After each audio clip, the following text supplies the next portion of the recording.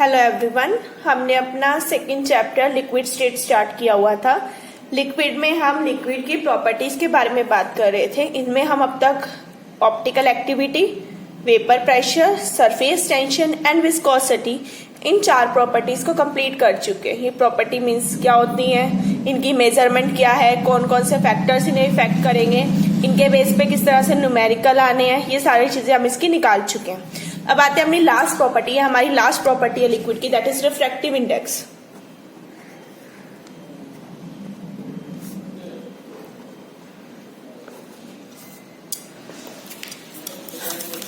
हम बात करते हैं रिफ्रैक्टिव इंडेक्स की। सबसे पहले देखते हैं कि रिफ्रैक्टिव इंडेक्स होता क्या।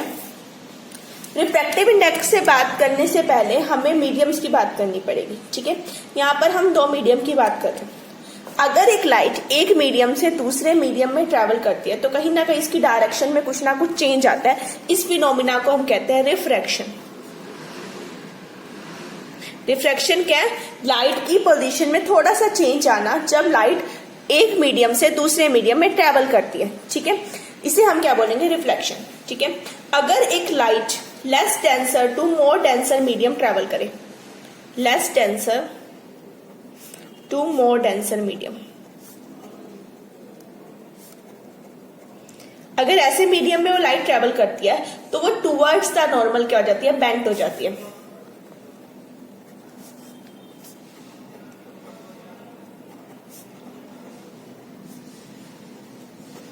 अगर एक लाइट लेस डेंसर से मोर डेंसर की तरफ गई तो क्या होगा? टुवर्ड्स द नॉर्मल क्या हो जाएगी? बेंट हो जाएगी।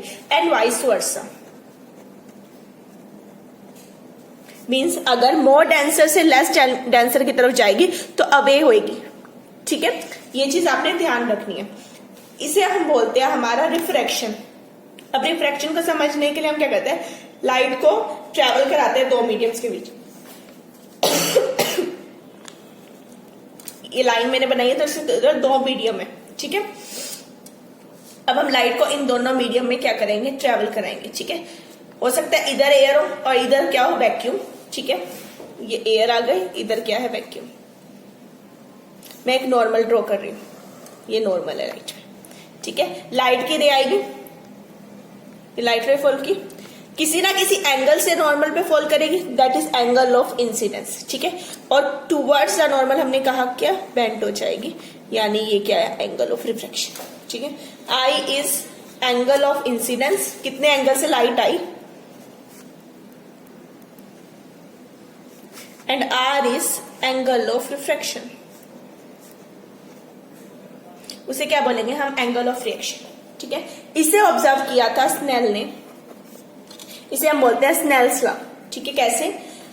अ ray of light travel from air और वैक्यूम, ठीक है, कुछ भी हो सकता है, एयर और वैक्यूम कुछ भी ले लो। इधर क्या आएगा? मोर डेंसर मीडियम। मैं वैक्यूम काट के लिख रही हूं मोर डेंसर मीडियम, इससे भी ज्यादा डेंसर मीडियम, ठीक है। एयर से हो सकती है यहाँ पे, या फिर वैक्यूम का भी इतना ज्यादा डेंसर नहीं होता। Air vacuum near by same पड़ते हैं, ठीक है। तो एयर और वैक्यूम से किधर जाएगी? मोर डेंसर मीडियम की तरफ। देन किधर की तरफ बेंट हो गई है? आना इसे ऐसे चाहिए था, देखो इसको इस तरह से आना चाहिए, पर ये क्या हुआ? टुवर्ड्स द नॉर्मल क्या हो गई? बेंट हो गई। ये नॉर्मल है तो इसकी तरफ झुक गई, ठीक है। तो if a ray of light travel from air to the more denser medium, ठीक है, then it is bent towards a normal. It is observed by Snell and it is called Snell's law. That is, angle of incidence to the angle of refraction is a constant value which depend upon the medium. Means sine of I by sine of R and sine of angle of incidence to the sine of angle of refraction, ठीक है। इसे हम क्या ले रहे हैं? एक constant ले लिया, that constant is mu, this mu is refractive index. ये किसका आएगा? Refractive index. This mu is refractive index. ये हमारा क्या हो गया? Refractive index. मींस एक लाइट एक मीडियम से दूसरे मीडियम में ट्रेवल करी, less denser to more denser and bent हो गई टुवर्ड्स द नॉर्मल। स्नेल ने इसे ऑब्जर्व किया, उसने कहा कि जो sine of angle of incidence होगा उसकी रेशियो हम ले ले sine of angle of refraction से, तो ये वैल्यू हमारे पास एक कांस्टेंट आती है। किसके ऊपर डिपेंड करेगा? Mu depend upon nature of medium. कैसा मैंने मीडियम यहां चूज किया ना, उसके ऊपर। नेचर ऑफ मीडियम के ऊपर, ठीक है। तो ये मेरे टर्म किसके बराबर आ जाएगी, that is mu. Mu is refractive index, ठीक है। इस वैल्यू, ये जो रिफ्रैक्टिव इंडेक्स की वैल्यू है, यानी ये जो म्यू है, ये नेचर के साथ साथ और किस चीज पर डिपेंड करेगा, जो लाइट हम यूज करेंगे उसके ऊपर, that means wave length of light. Wave length of light use, जो लाइट आपने यूज करनी है उसके ऊपर, ठीक है। कैसी उसकी वैल्यू आती है उसके ऊपर ये डिपेंड करेगा, एंड जो टेम्परेचर हम लेंगे उसके ऊपर। क्लियर। तो ये मीडियम कैसा चूज किया है और वेवलेंथ कौन सी, लाइट की कौन सी वेवलेंथ चूज की है, ये म्यू उसके ऊपर क्या करेगा, डिपेंड करेगा। इस म्यू को ही हम रिफ्रैक्टिव इंडेक्स को इन टर्म्स ऑफ वेलोसिटी भी लिख सकते हैं। कैसे, वेलोसिटी ऑफ लाइट इन, ऊपर क्या लिया, एयर और वैक्यूम, तो ऊपर एयर और वैक्यूम आ जाएगा, divide by velocity of light, नीचे क्या कोई मीडियम है, velocity of light in medium, जो अभी आपने मीडियम चूज किया, इसे हम बोलते हैं म्यू, ठीक है। तो हम इसे कैसे सकते हैं, ये भी म्यू है, ये भी म्यू है, तो मैं कह सकती हूँ sine I by sine of R, this is equal to N by N, ठीक है। ये एन क्या है, ये एक तरह की रेशियो है, रिफ्रैक्टिव इंडेक्स जो हम पढ़ेंगे ना, ये क्या ऊपर वाला, refractive index of more denser medium to the refractive index of, जो भी आपने लिया है लेस डेंसर मीडियम, एयर है, वैक्यूम है, वो भी। क्लियर। तो ये टर्म हमारे पास क्या आ गई, हमारी रिफ्रैक्टिव इंडेक्स, दोनों का रेशियो आपने याद कर रखना है, sine I by sine R is equal to mu, ठीक है, which is equal to refractive index. Clear. इसकी मेजरमेंट थोड़ी सी अलग है, ठीक है। अब हम इसकी मेजरमेंट की बात करेंगे, बट इसकी मेजरमेंट मैं बाद में दिखाऊंगी कि कैसे हम रिफ्रैक्टोमीटर इसमें यूज करते हैं।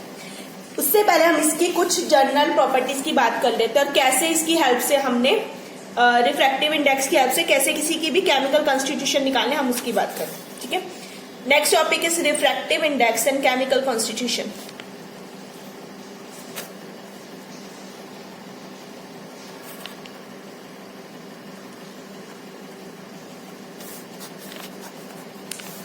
ठीक है।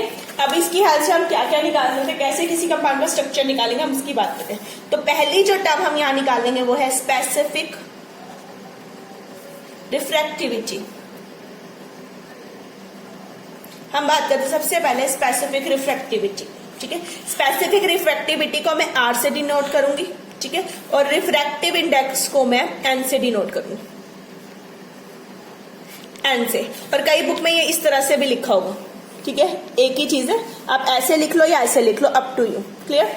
That is specific refractivity r is equal to n square minus 1 upon n square plus 2 1 upon d, and here d is the density, ठीक है। d हमारे पास क्या है, डेंसिटी,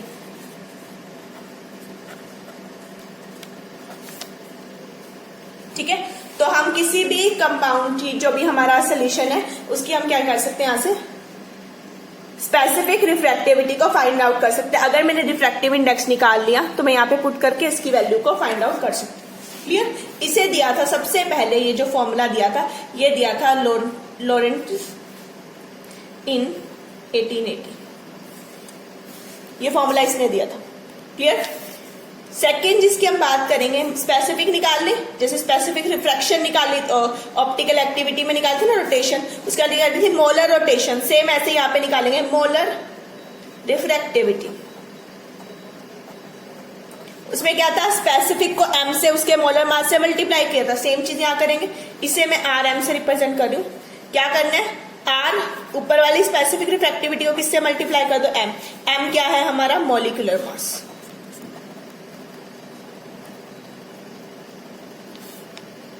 ठीक है। m क्या उसका मॉलिक्यूलर मास, और स्मॉल r क्या ऊपर वाली स्पेसिफिक रिफ्रैक्टिविटी। जैसे रोटेशन में क्या था, ऑप्टिकल रोटेशन वाले टॉपिक में, बिल्कुल सेम बेसिक, ठीक है। तो मैं इसे ऐसे भी लिख सकती हूँ, R M is equal to, R की वैल्यू पुट कर दो n square minus 1 upon n square plus 2 m by D, ऊपर वाली वैल्यू आ गई, ठीक है।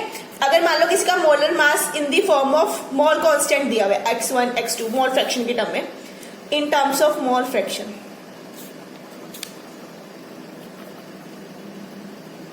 मोल फ्रैक्शन कैसे, जैसे आपको x1 दिया हुआ एक का मोल फ्रैक्शन, x2 दूसरे का मोल फ्रैक्शन, तो उनका मास क्या होगा R1 R2 या M1 M2। तो इसे आप कैसे लिख सकते हो, m क्या आ जाएगा आपका x1 M1, मैं छोटा m ले रही हूं इसे, प्लस x2 M2।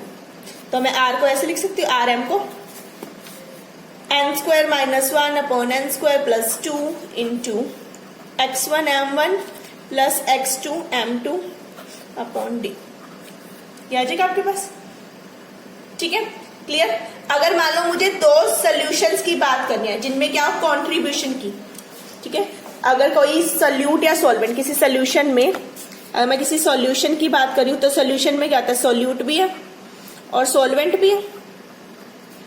सोल्यूशन तो ऐसे बनता है, तो मीन्स सपोज करो एक की वैल्यू R1 है, दूसरे की वैल्यू क्या R2, तो टोटल जो RS होगा सोल्यूशन का वो कैसा हो जाएगा हमारे पास x1 R1 plus x2 R2, जितने कंपोनेंट होंगे, ठीक है, उतने प्लस होते जाएंगे, क्लियर। x1 उनका मोल फ्रैक्शन, R1 उनकी मोलर रिफ्रैक्टिविटी की वैल्यू, ठीक है, इन सबको प्लस कर दो, टोटल हमारे पास किसकी वैल्यू आ जाएगी, सोल्यूशन की वैल्यू, ठीक है, क्लियर हो गया। जैसे हमारे पास पैराकोर थे, पैराकोर पढ़े थे ना हमने सरफेस टेंशन में, वो क्या थी, additive and constitutive property. Similar way से हमारे पास जो हमारी मोलर रिफ्रैक्टिविटी है ये भी क्या है, एडिटिव एंड कॉन्स्टिट्यूटिव प्रॉपर्टी है, एडिटिव भी है एज वेल क्या है, कॉन्स्टिट्यूटिव प्रॉपर्टी। मींस जो टोटल सम होगा ना, जैसे हम निकालेंगे तो सारे एटम्स को भी प्लस करके रखना है हमने, ठीक है, और दूसरा जो हमारे उनमें डबल बॉन्ड है, ट्रिपल बॉन्ड है, 6 मेंबर रिंग है, 4 मेंबर रिंग है, कितनी रिंग्स है उन सबके ऊपर भी डिपेंड करेगी, दैट मीन्स कॉन्स्टिट्यूटिव। तो ये एक एडिटिव प्रॉपर्टी भी है as well as constitutive property भी है, ठीक है।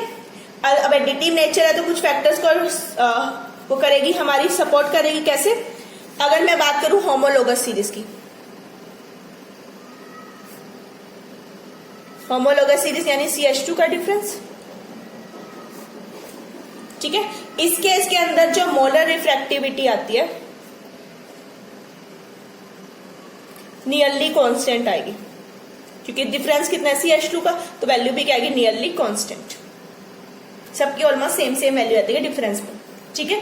आइसोमर्स की बात करूं, फॉर आइसोमर्स, आइसोमर्स मतलब आइसो नियो कंपाउंड, ठीक है, उनकी बात कर रही हूं, ठीक है, आइसो नियो एन, कोई भी ले सकते हो, प्रोपाइल का ले लो, ब्यूटाइल का ले लो, किसी का भी एग्जांपल ले लो, ठीक है, उनकी वैल्यू क्या आती है, नियरली सेम मोलर रिफ्रैक्टिविटी, उनकी रिफ्रैक्टिविटी भी क्या आती है, नियरली सेम आती है, ठीक है, क्लियर। जब मैं इनकी बात करूं, चाहे मैं आइसोमर्स की बात करूं, इन सब की वैल्यू क्या आती है, सेम आती है, क्लियर। अब मान लो मुझे किसी की एटॉमिक रिफ्रैक्टिविटी निकालनी है, तो एटॉमिक रिफ्रैक्टिविटी को निकालने के लिए आपको दो चीजें माइंड में रखनी पड़ेगी। फॉर एटॉमिक रिफ्रैक्टिविटी,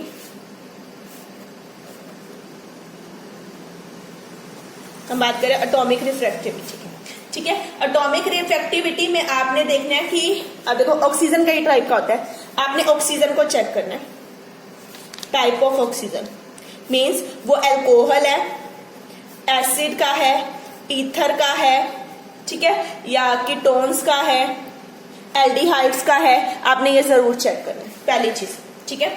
दूसरा आपने जो चीज चेक करनी है उसमें कितने डबल बॉन्ड है, number of double bonds.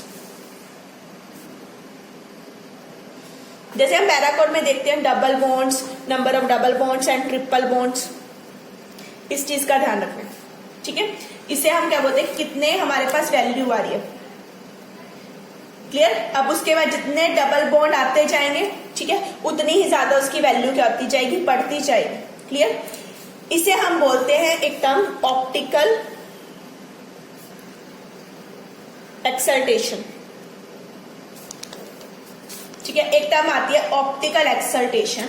Optical exaltation क्या होती है कि जो मोलेकुलर रिफ्रैक्टिविटी आ रही है किसी कंपाउंड की, अगर उसकी कैलकुलेटेड वैल्यू क्या हो, हाई हो, ठीक है, उसकी ऑब्जर्व वैल्यू क्या हो, हाई हो देन कैलकुलेटेड वैल्यू। मेरे टर्म क्या है, इफ मोलर रिफ्रैक्टिविटी की बात करें हम, ठीक है, is higher than calculated value, इसे हम बोलेंगे उसकी ऑप्टिकल एक्सेलेरेशन। ठीक है, कितनी उसकी ऑप्टिकल एक्सेलेरेशन है, कितनी उसकी हाई वैल्यू आ रही है। क्लियर?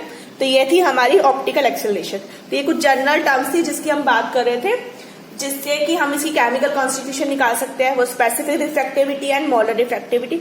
मोलर रिफ्रैक्टिविटी को हम यहाँ पे क्या करेंगे, फाइंड आउट भी करेंगे। क्लियर? डन। अब इसी के हम कुछ न्यूमेरिकल देखते हैं। अब पहले हम इसके कुछ न्यूमेरिकल्स देखते हैं।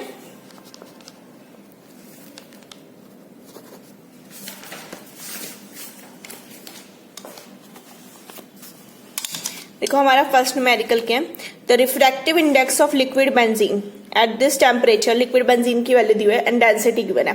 Find the molar refraction, M की वैल्यू निकालनी है। Will the molar refraction of benzene in liquid and vapour state will be same और different, give reason for the answer.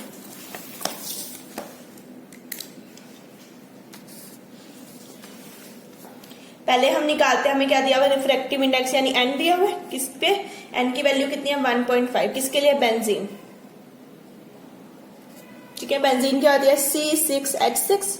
ये मेरी बेंजीन है, तो इसका मॉलिक्यूलर मास निकालो, 12 कार्बन का 6 और 1 हाइड्रोजन का, 72 और 6 78। ठीक है, तो मेरे पास एम की वैल्यू आ गई। डन। और डेंसिटी कितनी गिवन है मुझे, 0.87 ग्राम पर सीसी। डन। क्या निकालना है, मोलर रिफ्रैक्टिविटी। डन। अब फॉर्मूला लगाते हैं। पहले जो मुझे गिवन है वो लिख लिया मैंने, अब मैं लगाती हूँ मोलर रिफ्रैक्टिविटी। आर एम किसके बराबर है, N square minus 1 upon N square plus 2 M by D. इसके बराबर एन की वैल्यू मेरे पास है, एम मैंने निकाल लिया, डी मेरे पास है, तो मैं इसमें पुट करती हूँ। ले लो, एन की वैल्यू आपको कितनी दी हुई है, 1.5 का स्क्वायर माइनस 1 अपॉन 1.5 का स्क्वायर प्लस 2, और डेंसिटी एम की वैल्यू है 78 और डेंसिटी आई 0.87 ग्राम पर सीसी। ठीक है, मैं 0.1 का स्क्वायर ले रही हूँ, कितना होता है 2.25 माइनस 1 अपॉन 2.25 प्लस 2।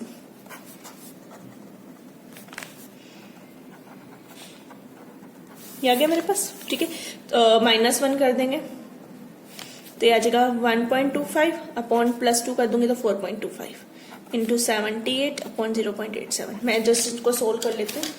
मेरे पास है 1.25 divided by 4.25 into 78 divided by 0.87, तो मेरे पास आया 26.369। ये मेरे पास आ गया 26.369। ठीक है, आर एम की वैल्यू विच इज अप्रोक्सीमेटली 26.37। देखो 26.37, तो मेरे पास इसकी क्या गई वैल्यू आ गई। अब इसने पूछा है कि will the molar refractivity of benzene in liquid and vapour state will be same और डिफरेंट। तो जो मोलर रिफ्रैक्टिविटी है, मोलर रिफ्रैक्शन की बात करें हम, ठीक है, इन liquid and vapour state is same.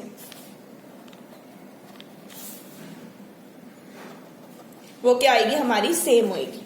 क्यों सेम होएगी वो देखते हैं। देखो रिफ्रैक्टिव इंडेक्स क्या होता है हमारे पास, वो होता है हमारे पास साइन का ratio, sine of angle of incidence to the angle of refraction.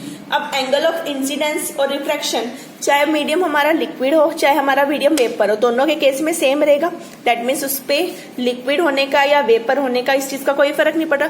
जब साइन ऑफ एंगल सेम रहेंगे, एंगल सेम है तो यानी कि उनकी रिफ्रैक्टिव इंडेक्स की वैल्यू क्या होगी, सेम होगी। और जब रिफ्रैक्टिव इंडेक्स की वैल्यू है तो मोलर रिफ्रैक्शन भी क्या होगी, सेम होगी। इसीलिए वो लिक्विड स्टेट में हम ले रहे हैं या वेपर स्टेट में, इस चीज का उसके ऊपर कोई भी फर्क नहीं पड़ता। क्लियर। अब नेक्स्ट क्वेश्चन करते हैं हमारे पास। नेक्स्ट क्वेश्चन देखो, calculate the molar refraction for the diethyl ether and the refractive index of this is this and density is this. Compare the molecular value to this value.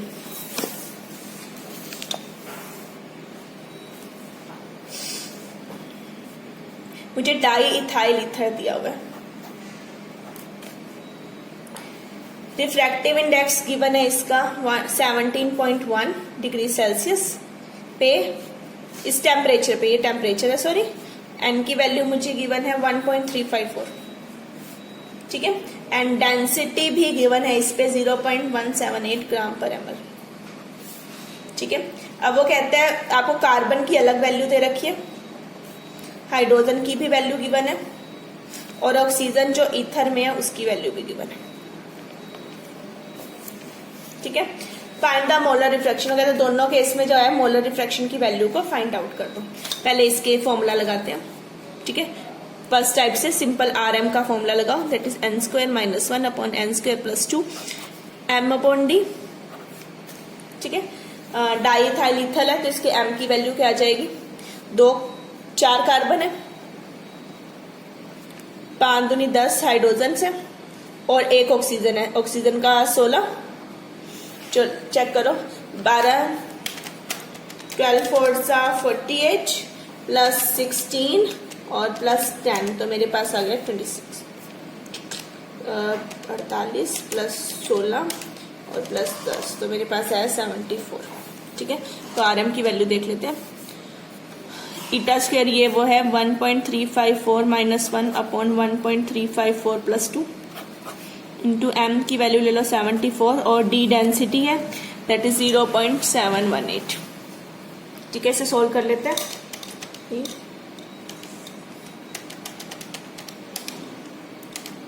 तो ऊपर आ गया 0.354 और नीचे आ गया 3.354।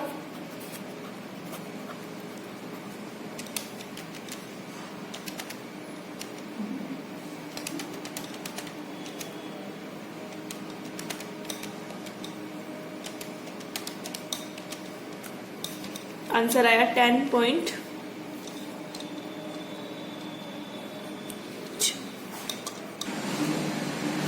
यहाँ ईटा स्क्वायर है, मैंने इसका स्क्वेयरिंग छोड़ दी, तो मेरे से गड़बड़ हो गई। मैं इसकी स्क्वेयरिंग कर रही हूँ। पहले सबसे पहले 1.354 इंटू 1.354, तो ये मेरे पास आया 1.833।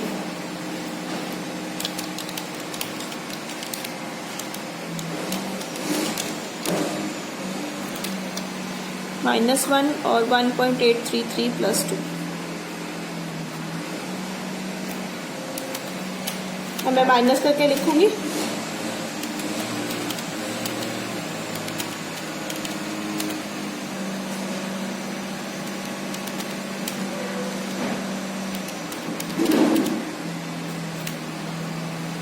ठीक है, जब मैं इसे माइनस कर रही हूँ तो मेरे पास आ रहा है 0.833 अपॉन 3.833 नीचे वाला इंटू 74 अपॉन 0.178, और जब मैं इन सबको मल्टीप्लाई कर रही हूँ तो मेरे पास आ रहा है 22.3। तो ये मेरी क्या आ गई, ऑब्जर्व वैल्यू किसकी, RM की।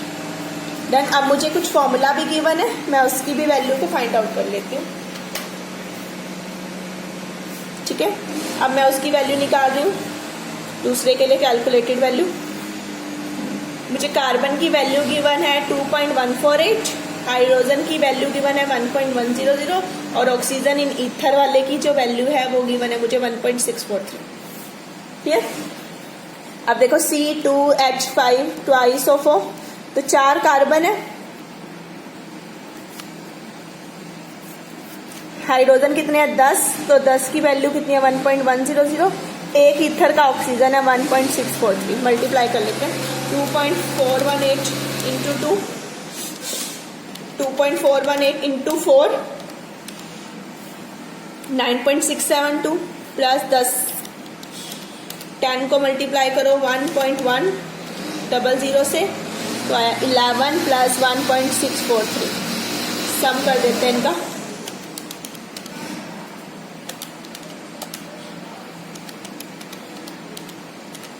ये आ गया 22.35। ठीक है, दोनों वैल्यू मेरी नियर बाय सेम आई है। ठीक है, ये कैलकुलेटेड भी आ गई और ऑब्जर्व वैल्यू भी आ गई। इस तरह से आपने इसकी वैल्यू को क्या करना है, फाइंड आउट करना है। क्लियर, आपने वैल्यू जो गिवन होगी उन्हें अपनी नॉर्मल वैल्यू से क्या करना है, वैल्यू को फाइंड आउट करके वहां से निकाल लेना है। ठीक है, नेक्स्ट चले क्वेश्चन पे, अगला क्वेश्चन देखते हैं।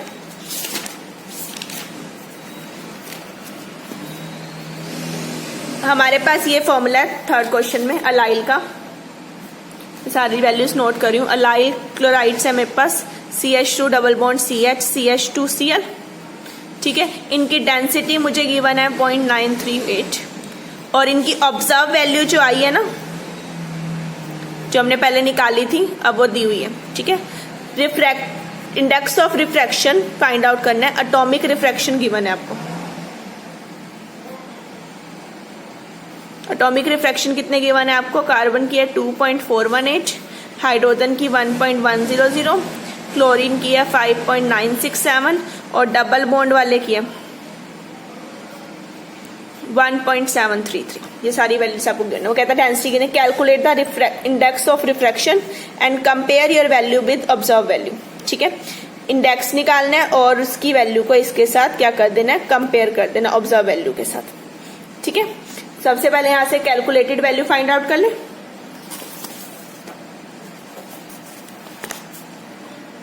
ऑब्जर्व वैल्यू आपके पास ये है, आपने कैलकुलेटेड निकालनी। कैसे निकालेंगे? फॉर्मूले में कार्बन देखो 1 2 3 कार्बन, तो 3 टाइम्स कार्बन की वैल्यू प्लस हाइड्रोजन 2 3 4 5 हाइड्रोजन की वैल्यू, क्लोरीन 1 है तो 1 क्लोरीन की वैल्यू, प्लस डबल बॉन्ड भी 1 है तो 1 डबल बॉन्ड की वैल्यू। अब इन्हें जरा प्लस कर लेते हैं। 3 इंटू 2.418 प्लस 5 इंटू 1.100, इसको पहले मल्टीप्लाई करो 2.418 इंटू 3, तो मेरे पास आया 7.254, प्लस इसको मल्टीप्लाई करते हैं 5 इंटू 1.100, तो आया 5.5 प्लस 5.967 प्लस 1.733। इन्हें सबको प्लस कर लेते हैं फटाफट। 5 प्लस 5.5 प्लस 5.967 प्लस 1.733, तो मेरे पास आंसर आया इसका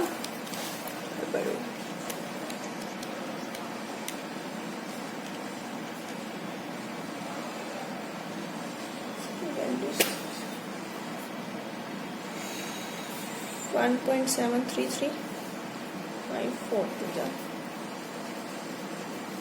कार्बन।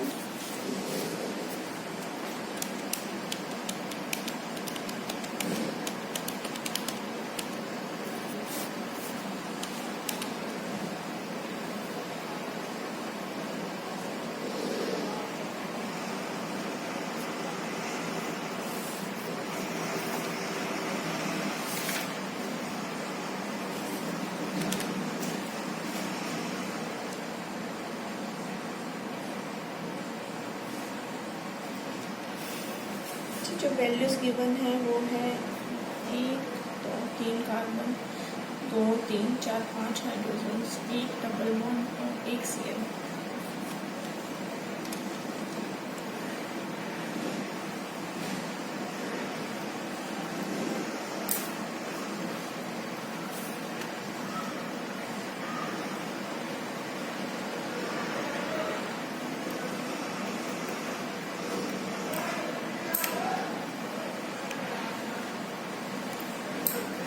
ओके, हम यहाँ से पहले इसकी वैल्यू निकालते हैं। क्या आती है हमारे पास? 7.254 प्लस 5.5 प्लस 5.967 1.733।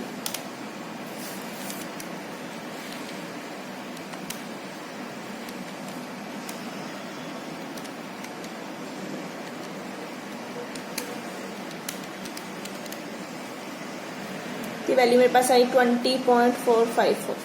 ठीक है, ये मेरे पास आ गई कैलकुलेटेड वैल्यू। ये ऑब्जर्व वैल्यू जो गिवन है ये रिफ्रैक्टिव इंडेक्स की है। हमें रिफ्रैक्टिव इंडेक्स फाइंड आउट करना है। मेरे पास आरएम की वैल्यू आ गई। ठीक है, डेंसिटी मेरे पास गिवन है। अब मैं फॉर्मूला लगाती हूँ। मेरे पास फॉर्मूला क्या होता है? RM is equal to n² minus 1/n² plus 2 into m/d, ये फॉर्मूला होता है।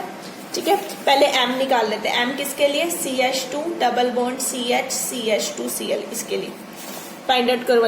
1 2 3 कार्बन की value 12 plus hydrogen 2 3 4 5 hydrogen plus chlorine is 35.5। ठीक है, तो 12 और 36 प्लस 5 और प्लस 35.5 76.5। जवाब इन्हें सम करोगे। ठीक है, मेरे पास m की वैल्यू होगी। अब rm की वैल्यू पुट करते हैं। ठीक है, rm मैंने अभी फाइंड आउट किया है। यहाँ पे rm की जो मेरे पास वैल्यू आई है वो कितनी है? 454 मैंने पीछे जो निकाली, ये मुझे फाइंड आउट करना है। एम की वैल्यू ले ली मैंने अपॉन डी, डी की डेंसिटी की वैल्यू इन्होंने स्टार्टिंग में गिवन दी है मुझे 0.938, मैंने वो पुट कर ली।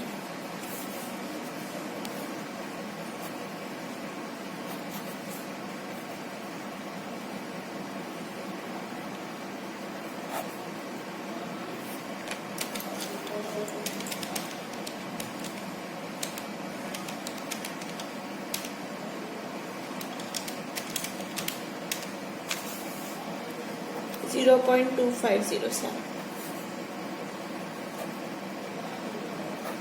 ये आ गया मेरे पास इसकी वैल्यू। ठीक है, अब हम इधर क्रॉस मल्टीप्लाई कर लेते हैं।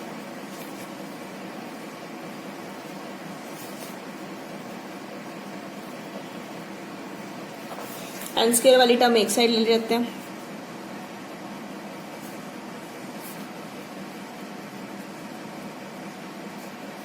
सोल्व कर लेते हैं। एन स्क्वायर बाहर आ गया, अंदर बचा 1 माइनस 0.2507।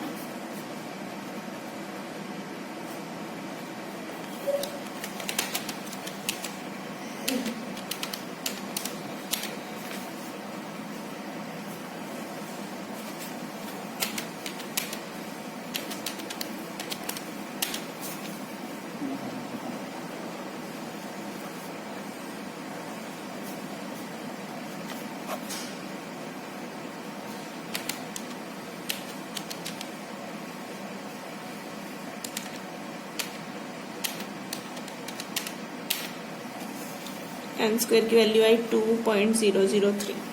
ठीक है,